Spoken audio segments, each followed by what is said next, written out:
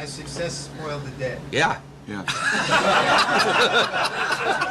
So how has it changed you? I mean, how is it? Well, I was noticing the other night, for instance, that when I'm going through pistachios, opening pistachios, that the hard to open ones, I don't bother with them anymore.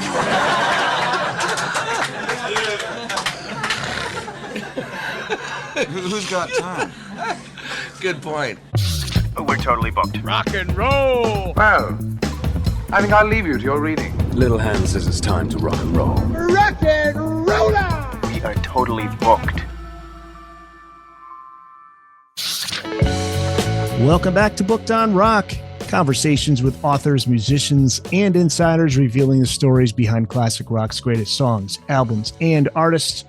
And before we get started, if you're watching this episode, you're seeing this lovely Grateful Dead shirt that I'm wearing here. And I picked it up at oldglory.com. If you want to get some great classic rock merch there for 15% off, find something you like and use the promo code Booked on Rock and you'll get 15% off. Just click the link in the show notes or visit bookedonrock.com and head to my deals. We are going to talk about a song. Now, this shirt is about Ship of Fools, but we're going to talk about a different song. We're going to talk about Touch of Grey. Our guest is John Brackett. He's the author of Touch of Grey, or How the Grateful Dead Became Pop Stars. Welcome to the podcast, John. Thank you so very much. It's great to be here, Eric. This is a question I love asking Dead fans because the answer often depends on when they became a fan. Do you remember the first time you heard Touch of Grey, and what was your initial response to it? I don't think I remember the very first time, although I'm very aware of when the video took over and when I would see that on MTV and all of the related video programs at the time.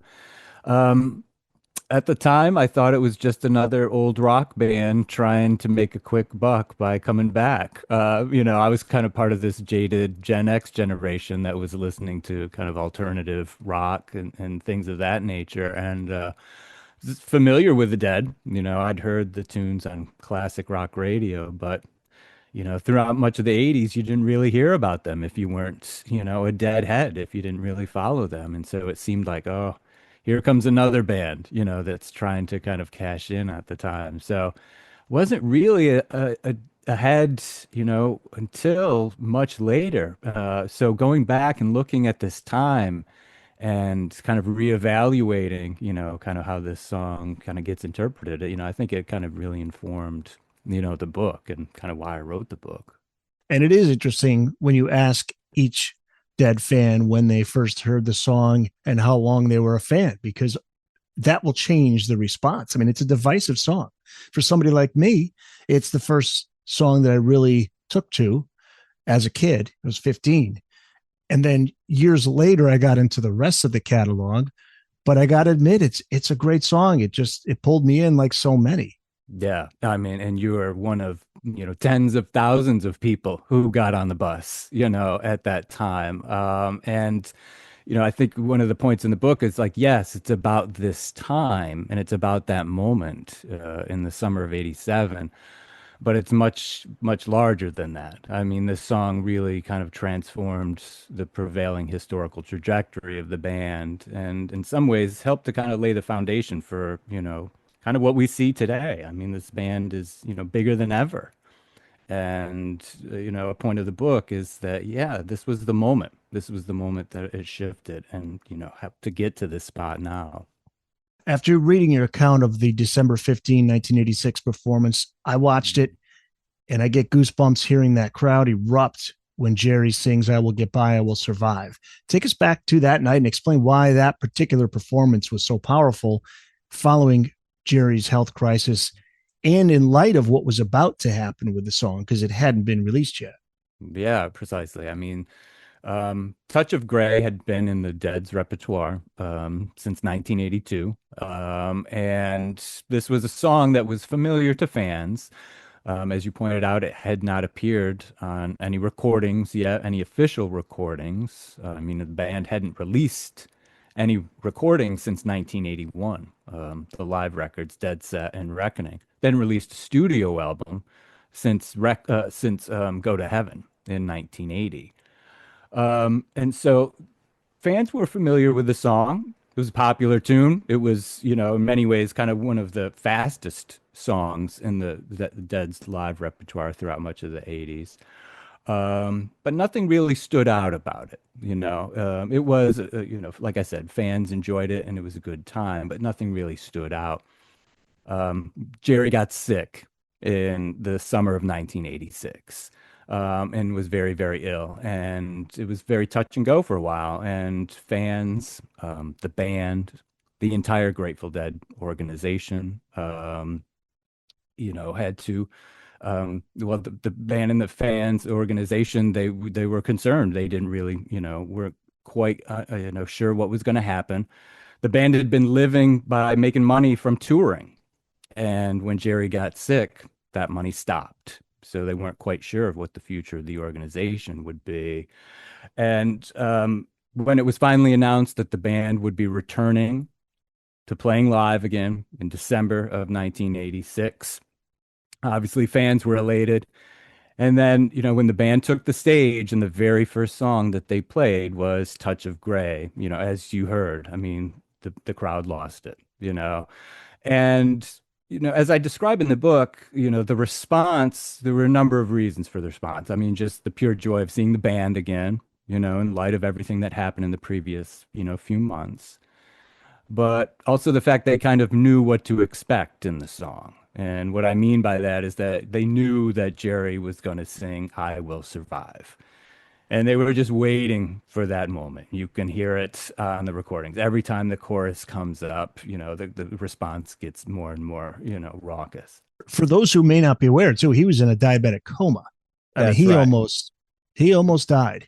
Yes, his heart stopped when he was in the hospital too. He had been given Valium. He was allergic to that. So yes, he was in a diabetic coma. Was on dialysis. I mean, he was in very, very bad shape, probably much worse than we kind of know. And so, yeah, to see him back on stage, 6 months later, it was pretty remarkable. Well, I mean, he'd actually played in October. He'd played earlier with the Jerry Garcia band. So remarkable recovery. But the band also had to get back on the road. They had to start making money again. And when they're hearing the song, right, I Will Survive, the fans are responding to that. But the fans, they also knew at the very end of that tune, the lyrics shift. And they shift to that We Will Survive. And, fans had been responding to that shift since 1982. I think they've always kind of recognized maybe themselves in that we element. And December of 1986, that was the moment where it just kind of blows up. You can just hear the response from the audience at that point, the idea that the Dead were back, the Deadhead community was still intact. This was, a really joyous moment for the fans, but it was fraught because the band knew that, they had to do something, and the decision then was, all right, we have to make a record, and perhaps even make a record that's actually going to sell a few copies and make us some money, given the situation that we are presently in. What I noticed in that video is Jerry's body language when he says, I will survive. Like he knows. He puts a little emphasis on that, Oh, yeah. No, and he's not one to do that. He's not a performative type of person on stage, but even he couldn't help but, he couldn't hold back that emotion there. Yeah, I mean, there's so few instances of any sort of interaction, between Jerry and the audience, and I mean, this would be one of those moments that you would expect it, and and it's there, but then it's just you move on. Exactly, it's very quick, and that's a very Dead thing to do. Very Dead thing. In fact, I would love to know prior to them going on stage if Jerry was uncomfortable doing that because he never liked to make it about him. But there was you could not play that song, to open that show. Yeah. So the story of Touch of Grey begins with Robert Hunter, years before the Dead performed or recorded it. His 1980 notebook contains dozens of possible verses, and he continued changing the lyrics in concert when he performed it. What do those discarded lyrics reveal about his original conception of the song? It's interesting. I mean, listening to the early performances of the tune and looking at the lyrics and how they were changed. I mean, he treats it very much almost, like a folk troubadour singer would, I mean, I describe in the book. I mean, when he would perform it, the acoustic guitar with a harmonica around his neck. I mean, very Dylan-esque. The tune itself, it has sections, but he treated it very fluidly. He would kind of go verse, choruses, bridges, switch lyrics here and there. It was very much an open kind of a form. You would see changes to the lyrics throughout, kind of between 1980 to 1982.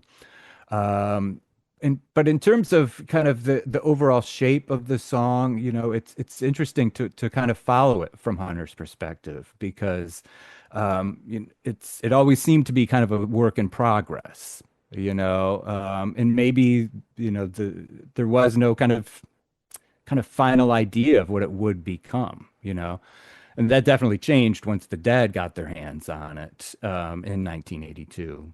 Right. The early version, the narrator sounds misanthropic, curmudgeonly, responding to social decline, absurdity of what's going on around him. But he's responding with, "It's all right." Yeah. Do you hear that phrase as genuine reassurance, weary resignation, dark humor, or maybe some combination of all three? Because Robert Hunter had that kind of personality. Precisely. Yeah, it's all three. It's any interpretation you want to bring to it. I mean, yes, there is that kind of resigned, sense of, all right, well, that's just how it is, there's an ironic sense to it. There are all those senses to it. And even when the Dead take it over, it's still there. It's funny that the narrator of that song, it's kind of hard to pin down, kind of what's happening, why the reaction's this way. But ultimately it doesn't matter because you're right. It's all right. It just kind of returns to that. And I think that is also a very kind of Dead lyric too, standing in the face of any types of adversity or anything that's going on or any absurdity. It's all right. Let the situation is in charge and, we'll take care of it. And going back to the "we will survive" part at the end, Hunter initially saying "we can get on by," but Garcia changed it to the more personal "I will get by" before the song returned to "we will survive" at the end. Now, how important was that movement from the individual to the collective in creating the song's emotional impact? I think it's incredibly important. I mean, it's the debut performance of Hunter doing it in 1980. You can listen to the live recording on Internet Archive. And, when he says "we," you hear a response from the audience, right away. There's this sense of, wanting to be involved, and this is always something I think very much part of the Dead culture. Dead fans always kind of sensing this relationship, imagining this kind of communal relationship to it. When the Dead took it over, I think they understood definitely the rhetorical impact of what that meant to the song and to the fans, So I kind of trace, how that section gets shifted. The "we can get by," get on by. Hunter would always kind of vary those texts a little bit. But you're right. As soon as it got with the band, "I will survive," "we will survive," became a very kind of established form. But what I think is very interesting is understanding when that shift occurs, in the song itself. Because, like I said, it had been occurring earlier in performances, and it kind of took away from the dramatic impact of when that kind of really hits with the audience. And so by the end of 1982, as the band continued to kind of mold it on the road, that's when they decided to wait for the "we will survive" to put it at the very end of the tune. So instead of just one more chorus, it now becomes a coda. It becomes this triumphant coda where, you can feel the expectation and the drive kind of building towards it, which is a much more dramatic musical rhetorical effect than what was happening before, when the shift took place earlier in the song. And I love you could hear Jerry really hit the chords hard. Man, yeah, definitely. It is Well, it would, perfect. and it's interesting. Yeah, you hear it, and he's hitting it hard. It's you listen to some of these early performances, is because they're still like figuring out the tune, because the form is continuing to change each night. Night to night it might change, and so I just imagine what it must have been like on stage. Being a musician and having performed, doing live improv. Not sure quite, where this is going to happen. There was a lot of kind of uncertainty in some of those early performances. It's fun to listen to those, really is. Yeah, that extra, like I said, when he's hitting those chords really hard, it's like defiance, or it's just something. There's something in there that Yeah. it was coming out of Jerry at that moment. You could feel it, and they debuted it on September 15, 1982, Capitol Center in Maryland. Performed it for nearly 5 years before recording it. How did the song evolve during that period? How different was the first performance from the eventual studio version? Not just lyrically, but the pace of it, right? It's a little faster in their early going. Yeah. Well, what's interesting, if you listen to some of the earliest recordings, and one of them was from 1982. There is a studio kind of recording. It's one of the earliest recordings of the tune. And it's a lot of the shape is there. Most of the melody and the chords and stuff is there. The form is there, from what we've become familiar with it. One of the main things that's very different about it is the song has a halftime feel instead of that strong snare drum on 2 and 4. It's more of this reggae feel.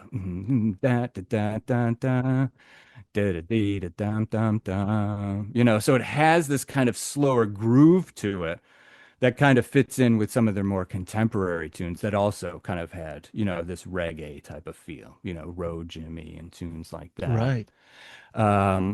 But they got rid of that, within a few months. Within a few months, they start playing it more with that driving backbeat with the snare drums on beats 2 and 4. And once they start incorporating that, that's really when the tempo starts to pick up at that point. And yeah, it becomes, just kind of this barn burner type of song on many occasions. But by the end of 1982, until, really the end of their career, the arrangement stayed essentially the same, in terms of the forms, with this section, what comes next, the lyrics, etc., and all of that. The instrumentation, though, is going to change a little bit once they go into the recording studio in 1987 and start kind of experimenting with some of the arrangement at that point. Was it Phil Lesh that inspired that coda ending? Because he thought the original ending sounded clumsy. Yeah, if you listen to that early recording, they didn't quite know, how to end it. And Jerry's the one who says, yeah, I've got to figure out some way to end it.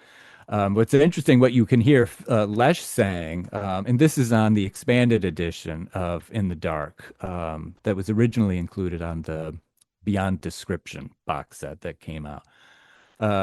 You can hear Phil Lesh at the very end saying that it sounds like a song that we can get excited about, which is, somewhat prophetic, and it's very interesting. You listen to the recording and it kind of fades out right at that moment. It's a very kind of dramatic thing. And so, yeah, it's a song they're working on. They were expanding the repertoire at that time.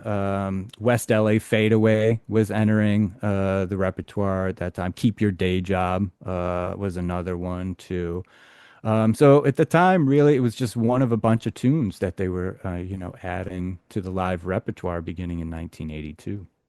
Before we get into the recording of it, we mentioned Jerry's coma in 1986. That forced the Dead to cancel their fall tour at a time when the organization depended heavily on concert revenue.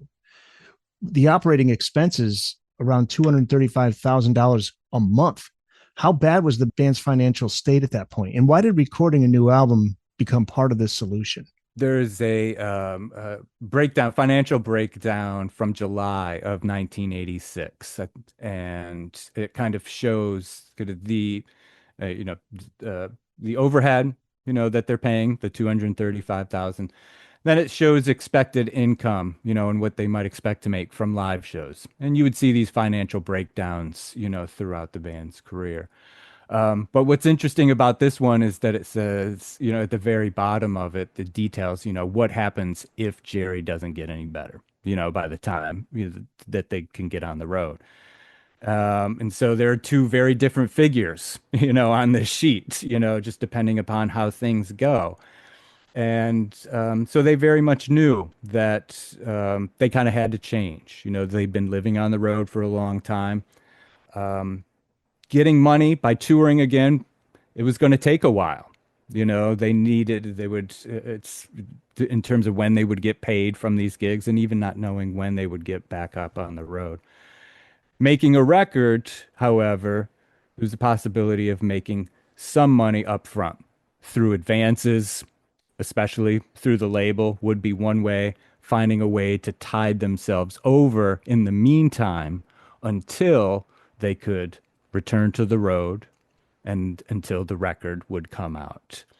And so, studio albums, within the Dead kind of history are always, not always, but the Dead's always perceived as a live band. Sure. Right? Yeah. The records we always hear never really were able to capture what the Dead were all about.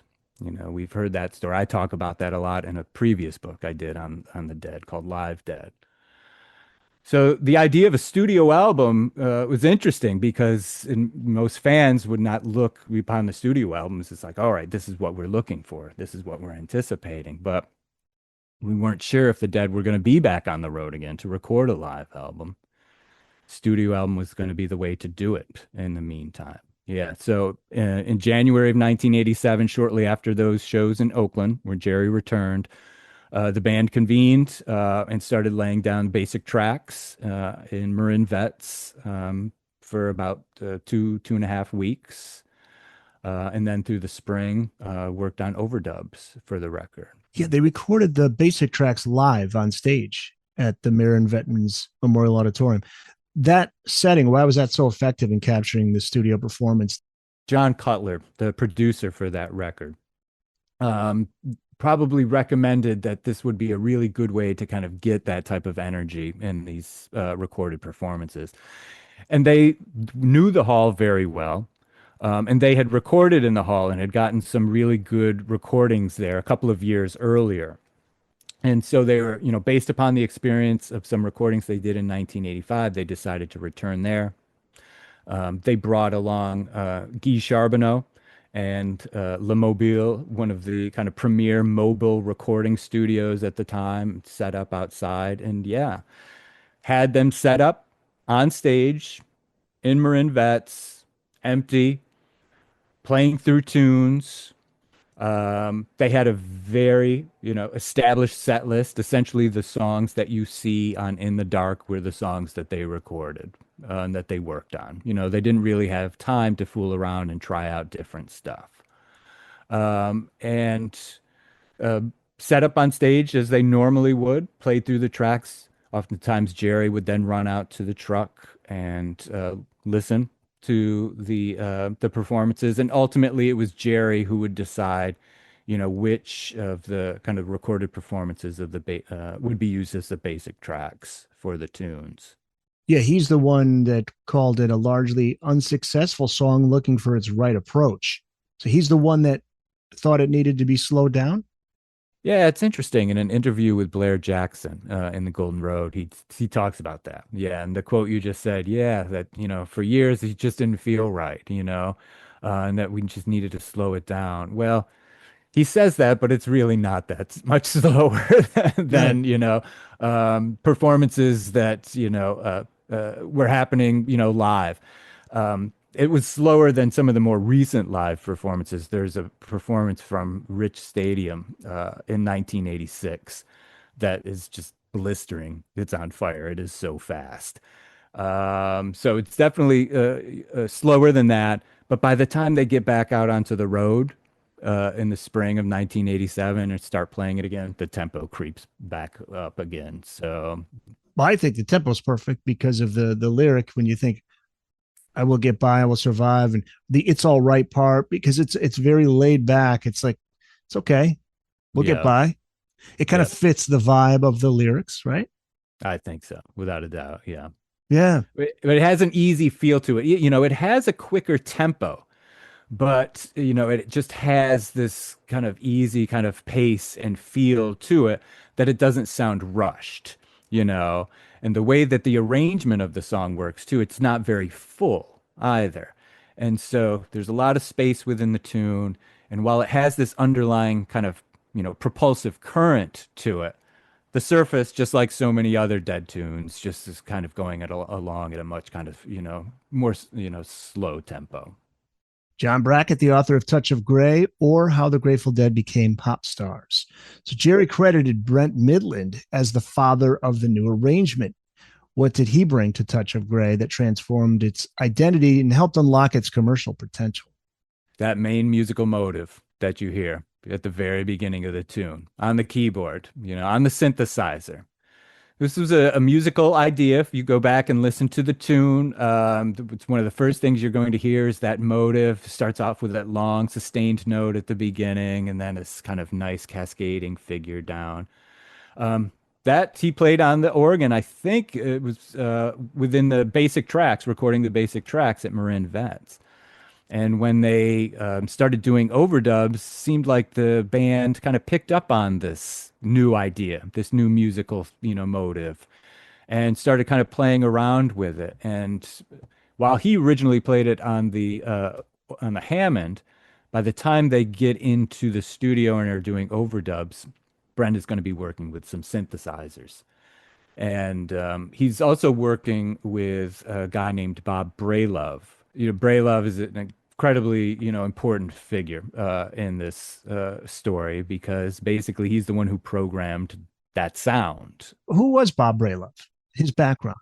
Braylove, I'm not going to talk about his full background. I'll start off by saying I was lucky enough to play with him a couple of years ago at a show that I did in a book event that I did in San Francisco. Got a chance to play with him and David Gans as well, and spoke with him a little bit.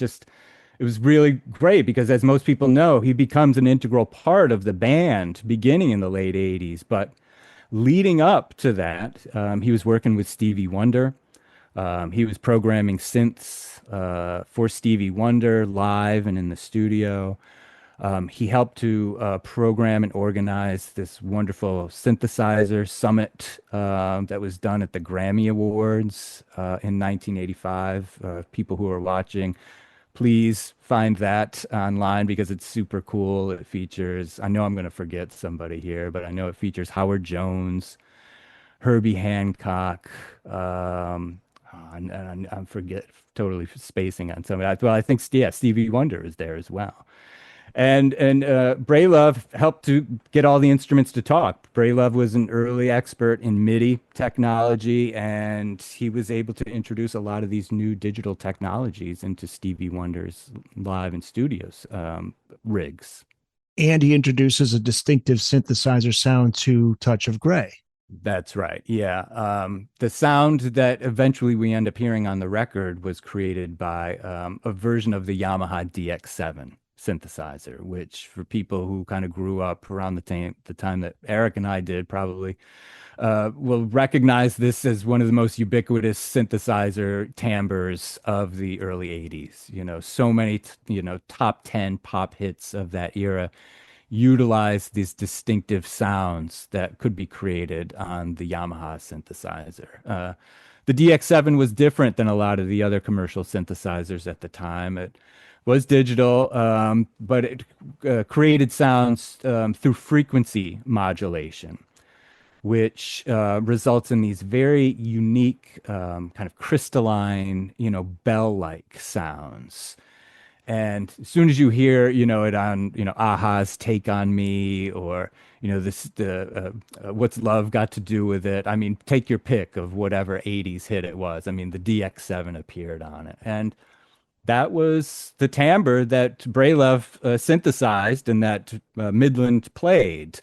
And so you get this new motive added to the song, but then you get this timbre, this synthesizer sound that would have been so familiar to listeners at that time as being, oh, recognizable from this song and this other song.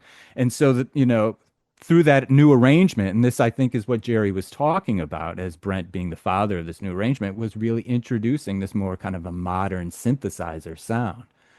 I think I mentioned in the book, yeah, the song transformed from being kind of this guitar-based rock tune to being kind of a synth tune, once it got recorded for In the Dark. Yeah, and just that sound alone, it sounds at home on pop radio in 1987. Just enough, but it's still the Dead, but it's enough for, like you say, people will recognize it. They feel comfortable with it. They know it.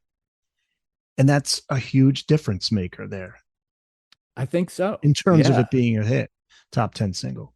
Yeah, it sounds familiar, right? I mean, for audiences in 1987, maybe you remember the Dead from the 60s. Maybe you never even heard of the Dead, at that time. And so all of a sudden this comes on the radio.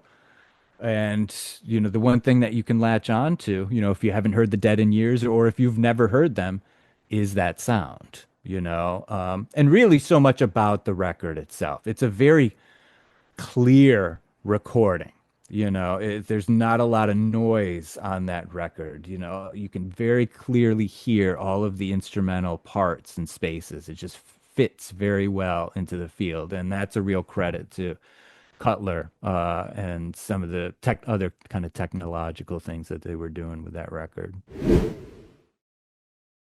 So the nearly 6-minute recording still needed to be edited for radio, packaged across several formats, and supported by a video. When did Touch of Grey stop being another track on an album and become an obvious vehicle for taking the Dead into the mainstream? That's a really good question because, you have on the one hand the Dead playing live, once they returned to the road in 87, alongside this building momentum that's going on with the single. So on the one hand, you have this incredible momentum going on with Touch of Grey, both on rock radio at first. It soon crosses over into top 40 radio. Goes on to adult contemporary, or it goes on to college rock radio. Meanwhile, the video is also taking off throughout the summer. But then you have the band playing live, and often they wouldn't even play the song, and this was part of what they do, they very much kind of treated kind of what they did live. They did not feel like they had to play that song live. Yeah, that's to appeal to audiences. Right. And that's where I'm going too, is at what point does Arista hear the song? Do they have a fan at the label who's watching them, seeing them perform live and say, boy, that's a song that's going to be a hit? Or is it once they start forming the song that somebody now realizes like, whoa, I think we're on to something here? Yeah. Actually it's, I think if I'm bringing Bob Braylove in, bringing him in would tell you that at some point before recording it, maybe they thought we could do something with this. Yeah, no, he was brought in, also he did with Midland, also worked with the percussionists as well. And he had worked with the Dead a little bit before, a couple of years earlier when that's important. So he wasn't just brought in for that alone. No. He was familiar to them. He had helped them work on with the reboot of The Twilight Zone on CBS in 1985. That's right. Mickey Hart and some of the other folks in the band were making sounds and noises and, stuff for that. And he had been brought in to kind of assist with that. So if anything, by 1986, 87, he was brought in because they were familiar. They knew what he could do. And at that time, it was getting the drummers, doing some MIDI stuff with them. And then really getting Braylove up to speed getting Midland up to speed because he was accumulating a lot of the, new synthesizers at the time.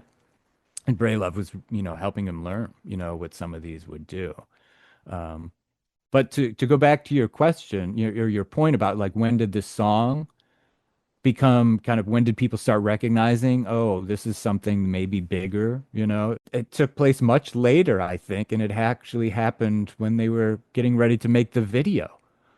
Um, and by February of 1987, Garcia had reached out to Gary Gutierrez to direct the video. For people who don't know, Gary Gutierrez was, at that time, he was the co-founder of a production company called Colossal Pictures. But he had worked with Jerry earlier in 1976 and 77. His production team had worked on the animation sequence that opens up the Grateful Dead movie. And if you haven't seen that, please go and see that. Jerry reaches out to him a decade later because he knows that Gary is very familiar with the iconography of the band's relationship to the fans and things like that. So yeah, he sends a cassette. Jerry sends a cassette to Gary Gutierrez in February of 1987 with like 5 songs on it, 3 or 5 songs. He says, these are the songs that we're considering for the next single. So by February of 1987, the band and Arista had still not decided yet on what was going to be the first single for this new record. They had already done the basic tracks. They were in the midst of doing overdubs at the time, but they still had no idea. A couple of weeks later, by early March, there's a document in the Grateful Dead archive at UC Santa Cruz of the fax or a letter that was sent from Colossal Pictures to representatives at Arista. And it includes an early outline for the video. And in the accompanying letter, it says, while Gary, wrote this to Touch of Grey, we feel like, this idea of the skeleton marionettes would work well for any of the songs that we have heard. They still didn't know. They still hadn't decided yet, but Gary Gutierrez had, done the outline for Touch of Grey with the lyrics and had some notes for it. And that's what he sent as the outline. So probably in many ways, Gary Gutierrez, the director of the video, is the person who probably steered the ship towards Touch of Grey as being the first single from In the Dark, more than anybody else. Yeah, that's the guy. That's the moment where the song now takes a different direction, and we see it go up the charts up to, what was it, 7 or 8 on the charts? 9. It was 9. It peaked. 9. Yep. Peaked at 9. So yeah, the polished Touch of Grey video, also the informal Dead Ringers documentary, and Len Delamico's experimental So Far presented 3 very different versions of the band. Talk about those films. What did they communicate about who the Dead had been, who they were becoming, and how they wanted new audiences to perceive them? Yeah, there's a lot there because, as you point out, there were a lot of films and videos in 1987. And this is an important point because the Dead were no strangers to combining film, moving images, and music. Going back to the Dead movie, a bunch of projects around in 1980, with their 15th anniversary. So by 1984, Jerry was head of a committee that was in charge of preserving and organizing the Dead's video vault as well. They're thinking about video throughout the 80s.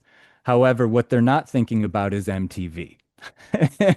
They never were really interested in MTV. In fact, they actively resisted any exposure on MTV. There is from meeting minutes from a meeting in 1984.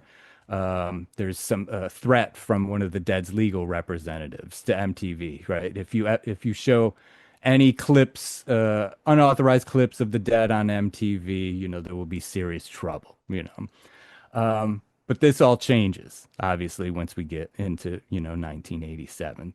They know they have to make a video.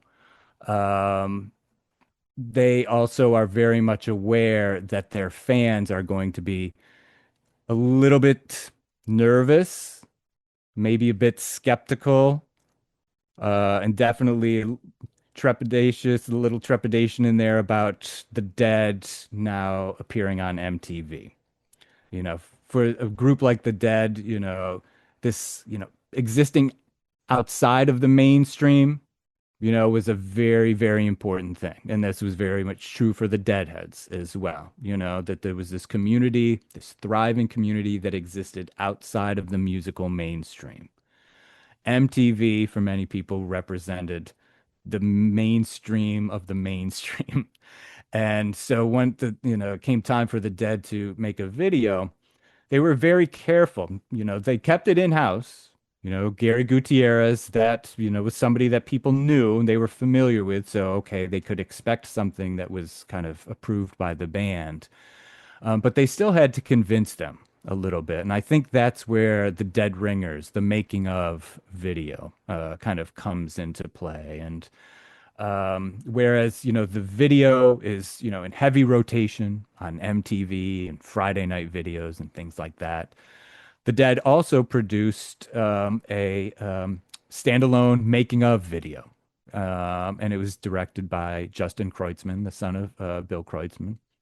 And in it, you get about a half an hour of, behind the scenes footage and interviews with the band, behind the scenes kind of scenes of making the marionettes, the production of the videos. Well, I mean, it's very much in line with so many of the other making of videos from that era. They brought in real fans, right? Oh, yeah. That's the thing that you could pick up on, that it's a genuine part of that video. It's which in that era you could very easily, there were a lot of videos like that where you just see people in the audience like, are these really fans? But they were.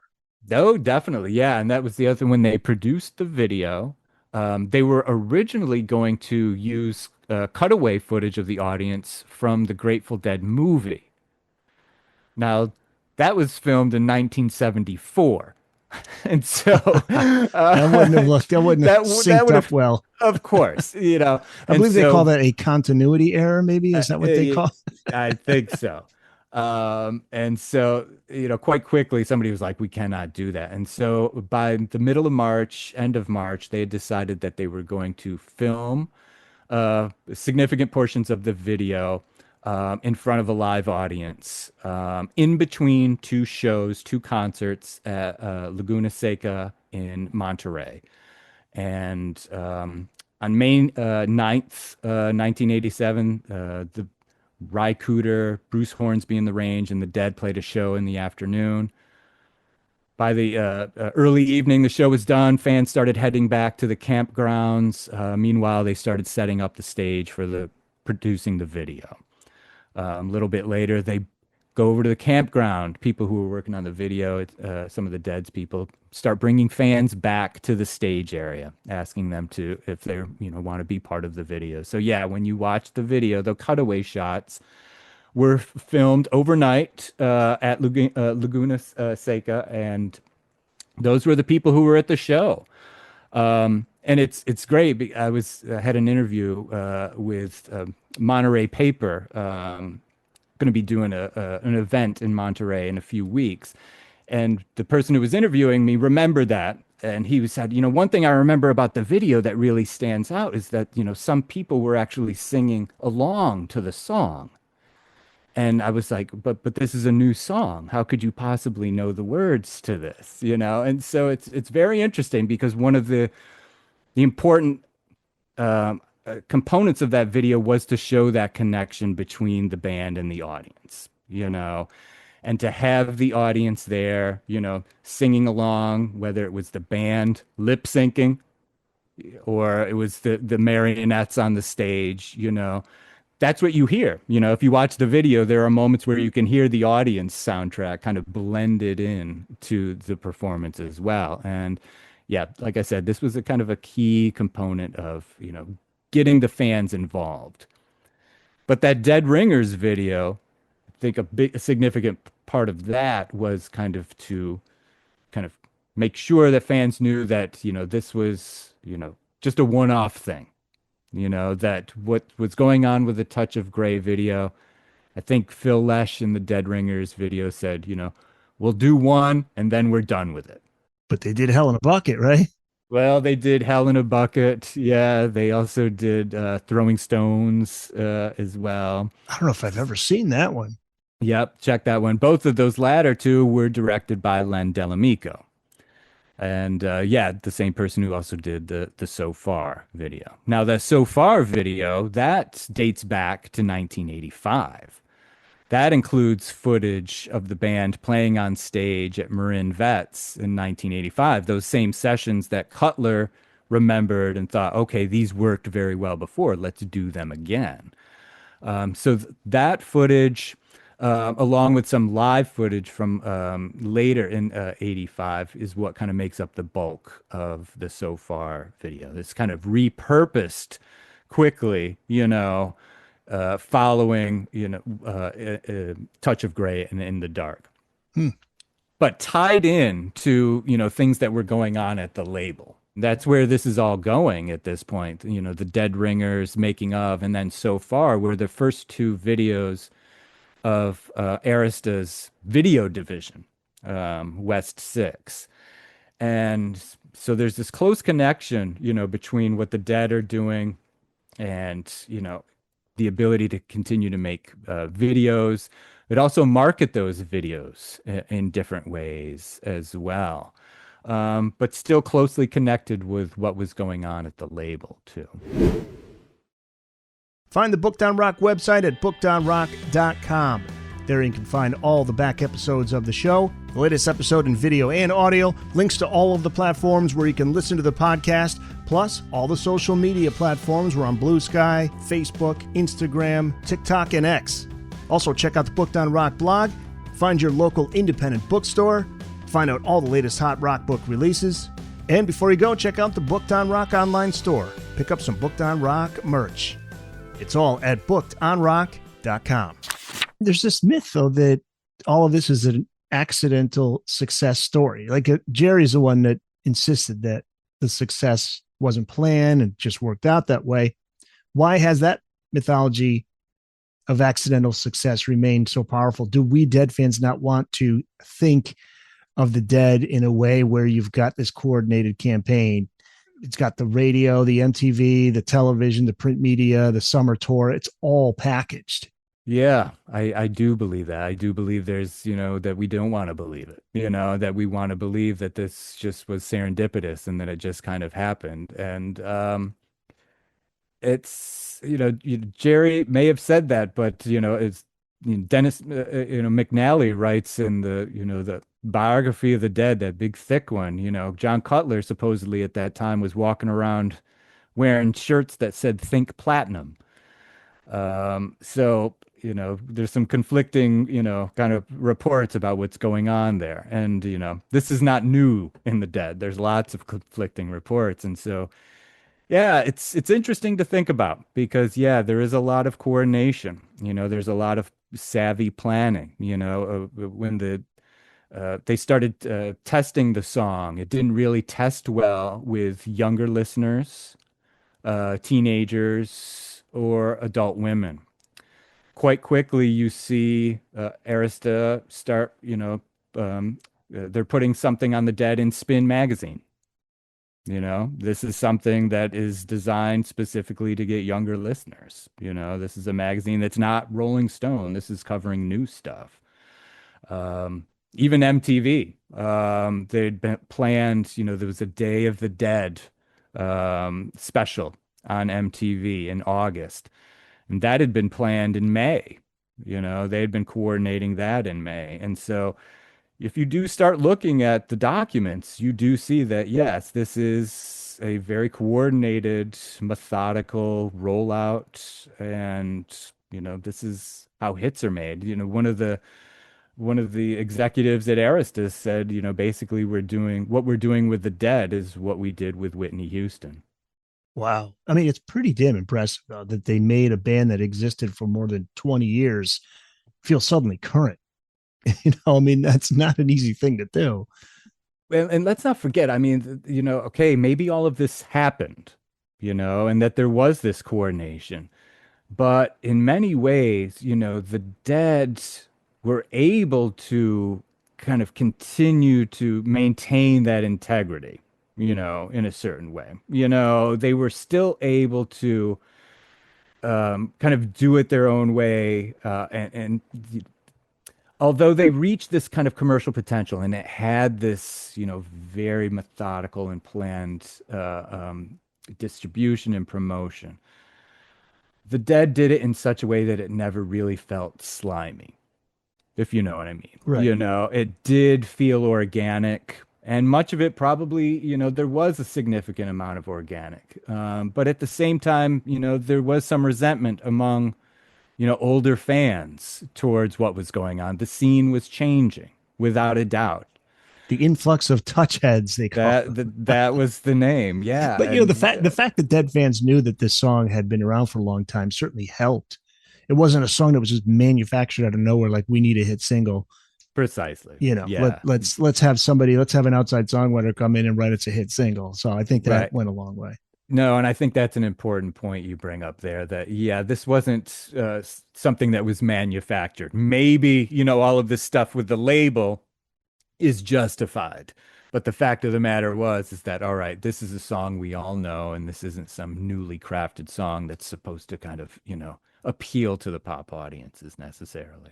The influx of touch heads. Okay, so now you've got a whole new visibility that I guess both validating but unsettling, because you've got these opportunistic vendors, you got drugs, gate crashers, increased police attention at the concert scene. The culture of the shows changed, particularly in the parking lot, known by Dead fans as the Lot. So talk about that change, how it affected Dead culture in a positive way and a negative way, but there was certainly the negative.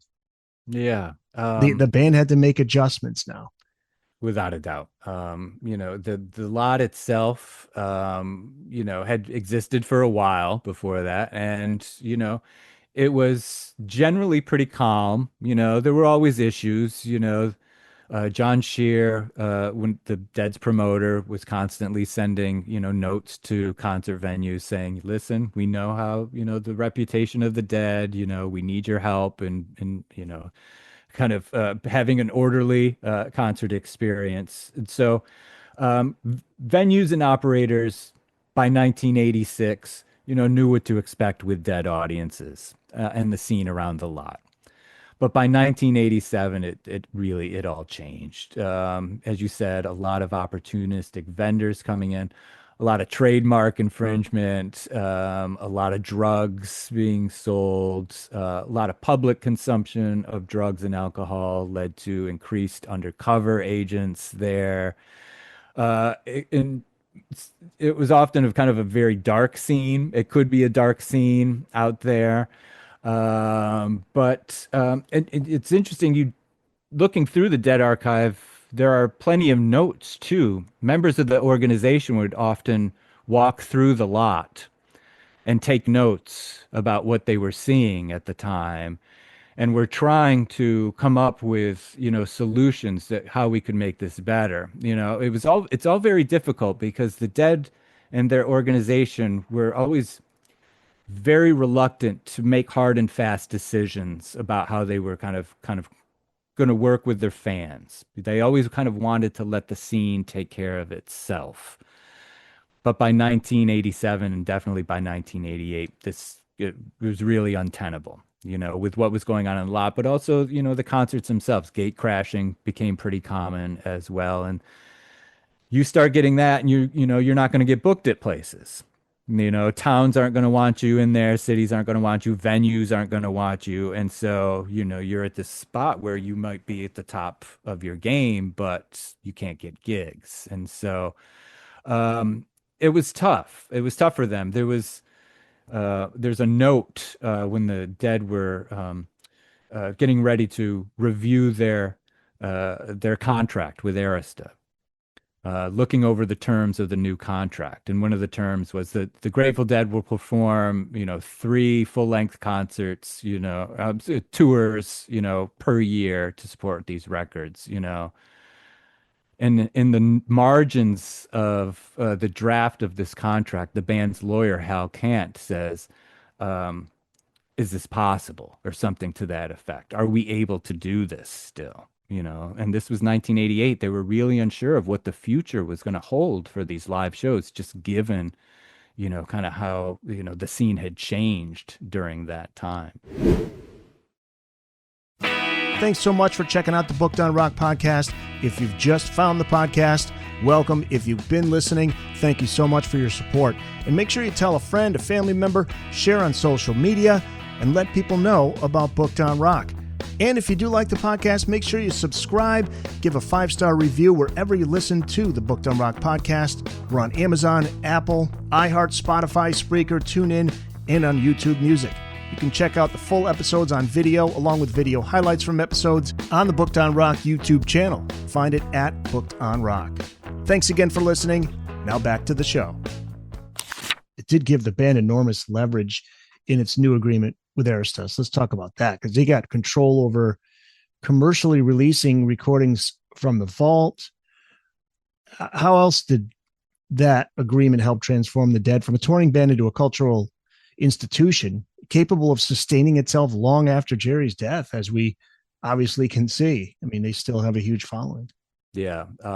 So, as I talked about earlier, Dead hadn't released a full-length album, in 6 years. When In the Dark came out in 1987, it was the last album that they owed to Arista per the terms of the contract that they had originally signed in 1976. They had finally fulfilled the terms of that contract.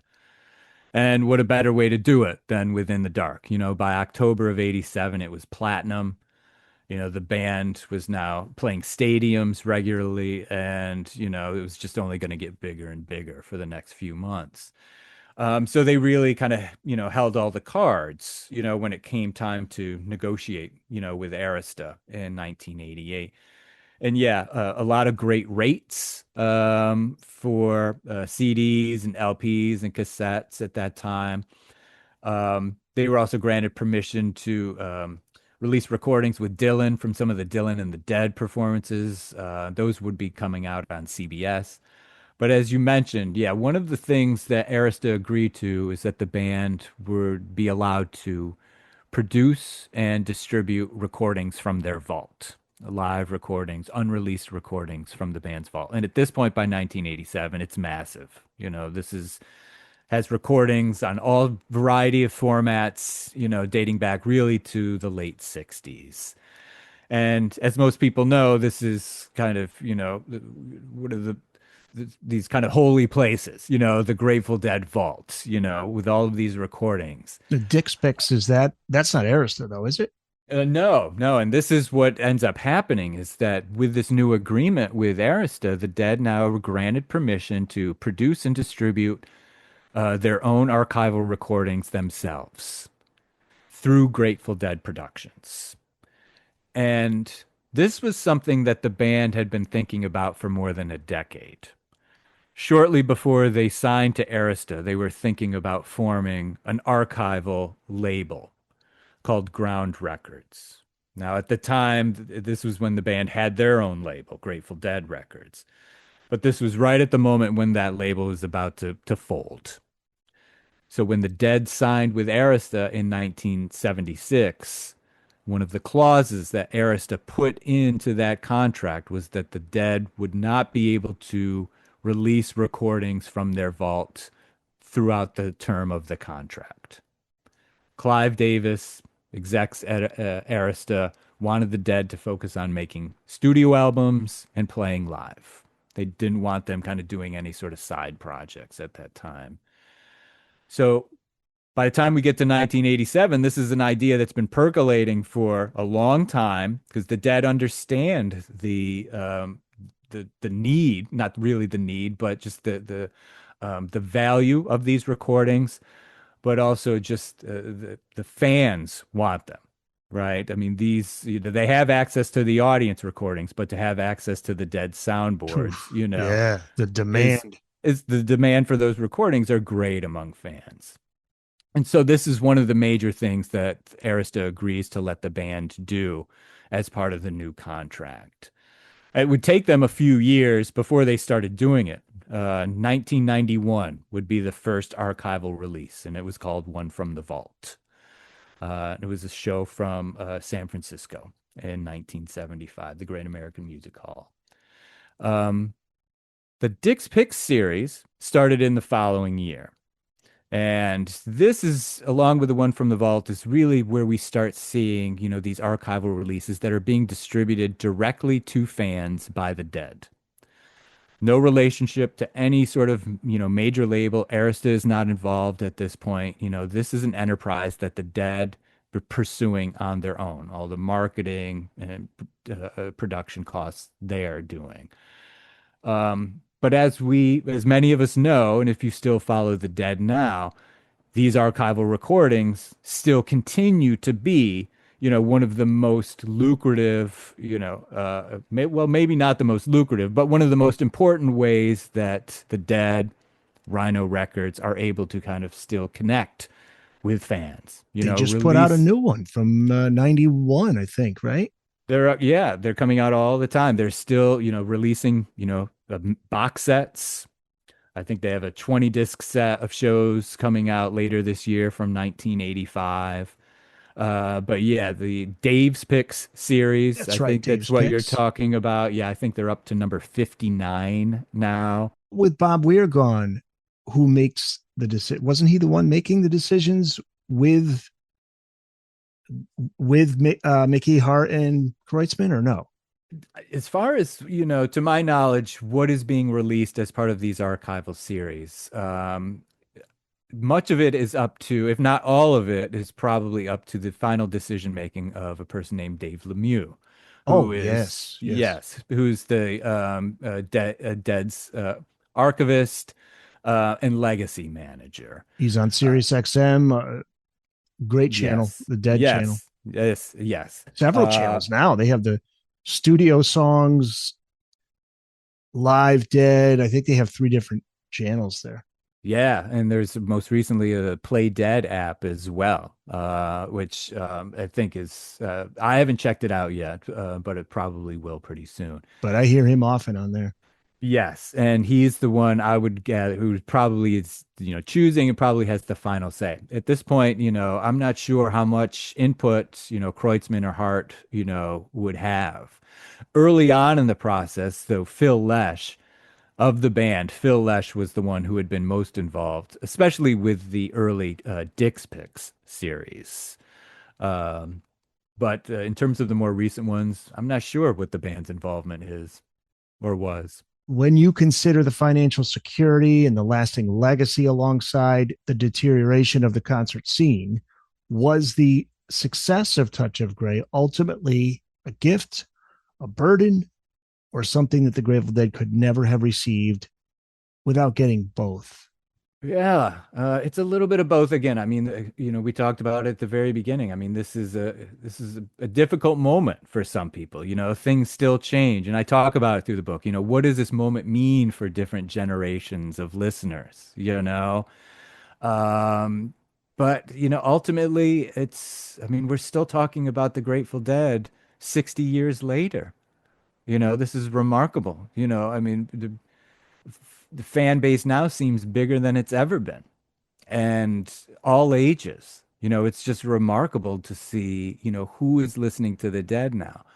At the same time, the Dead, how they're influencing other bands as well, and just kind of listening to what is happening, not even just with the jam band scene, but just how, people like Gillian Welch and David Rawlings are kind of reimagining, some of these Dead tunes as well. I mean, they've really created a body of music that so many different artists and musicians can kind of tap into. And I'm wondering about that visibility. Would that visibility, be different? Would the Dead's legacy be different if this song hadn't hit? What if circumstances had been different in 86? What if Jerry didn't get sick and they just kind of continued to be, kind of plod along? They were playing arenas and they had this kind of core, constituency. They could have existed, but would we still be talking about them 60 years later? I don't know, but you can't deny that, a lot changed in this moment. a lot really changed, for better, for worse. You know, we don't know. History will tell us. The Booked on Rock podcast is part of the Boneless Podcasting Network. If you're a fan of classic rock and classic film like I am, go to boneless.lovable.app to find over 20 great shows there. That's boneless.lovable.app, or just go to bookedonrock.com, the Boneless Podcasting Network. It is what you want it to be. Listen with confidence. Touch of Grey, or How the Grateful Dead Became Pop Stars. It's officially out now. I think it came out on the day we're recording this, August 14, right? Actually came out just last week. Last week it came out. Okay. Yeah, August 4. And this is a special time in Dead history. Jerry was born August 1st, 1942. He passed on August 9th, 1995. So this is a special time. It's a bittersweet time for Dead fans. We celebrate all that great music, and the community lives on for sure. I went to a tribute show 2-3 weeks ago here in my hometown, and lo and behold, I mean, it's mostly older people, 50, 60, 70, some even maybe older, but you get a couple 20 somethings in there, and they're dancing, they're loving it, they're having a great time. And I always love seeing that. Yeah. And I mean, I think that's going to continue. I think Bob Weir's, his mission, his vision for what was going to be, even Jerry's too back then, it was going to go beyond the members themselves. Yeah. You know? Yeah. You know, I mean, one of the things that, when I spoke with David Gans a couple of times, and when I played with him, he always talks about, that they're playing Grateful Dead music. It's almost like a genre in and of itself. We're no longer really just talking about the band, anymore. We're really just talking about a much kind of larger phenomenon. Yep. Where can people find you online, John? You can check me out at deadscholar.com. You can find some links to some of my other writings there, and also some of the book events that I've got coming up beginning in a couple of weeks through October.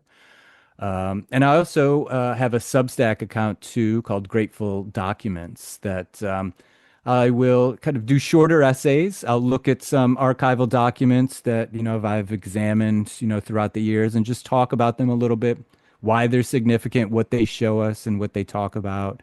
And so, those are kind of the two primary ways of seeing what's going on. That's great.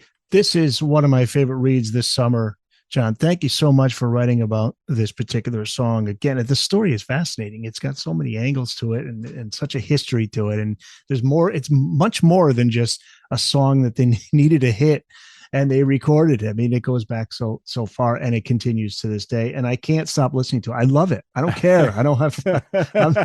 I'm not embarrassed to say I love that. So, and I tell you, I love, and I know it didn't do as well, "Foolish Heart." I love it. Yeah, that's a great song too. It's a great song. So, yeah. Hey, that's it. I'm proud to say that. All right, John, thanks so much. This was great. I'd love to have you back on again down the line, maybe for that previous Dead book or whatever you got coming in the future. No, I'd love to. Yeah, I had a great time. Thank you so much.